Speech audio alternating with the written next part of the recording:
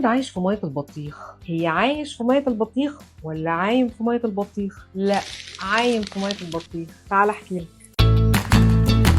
القصة بتقول إنه كان في تاجر بطيخ، ابنه كان مستهتر جدا، ما بيعملش حاجة غير المرقعة وإنه يصرف فلوس أبوه، فأمه نصحت أبوه إنه لازم يتعلم المسؤولية، حنان الأم يا جماعة. فالراجل اتعصب وراح رايح لابنه، قال له في بطيخ كتير جدا في الغيط، أنا عايزك تروح مع الفلاحين وتحمله على العربية وبعد كده تنقله السوق، بس قال له تاخد بالك وتنقله على كذا مرحلة عشان ما يحصلش أي مشاكل. واداله الحمار والعربيه الكر بتاعته، وراح الولد الغيط. اتفاجئ ان كميه البطيخ هناك كبيره فعلا، وفكر انه لو نقله على كذا مرحله وسمع كلام ابوه هياخد اليوم كله. فقرر انه هينقله مره واحده وان هو مش هيسمع كلام ابوه. اصل هيحصل ايه يعني؟ الولد حط كل البطيخ على العربيه، والحموله كانت تقيله على الحمار جدا، غير ان البطيخ ما كانش مرصوص كويس، وعشان هو كان بيتحرك ما بين الغيطان وكان جنبهم ترعه، فالحمار ما كانش عارف يمشي كويس، لحد ما فجأة هوب الحمار اخد البطيخ والولد في الترعه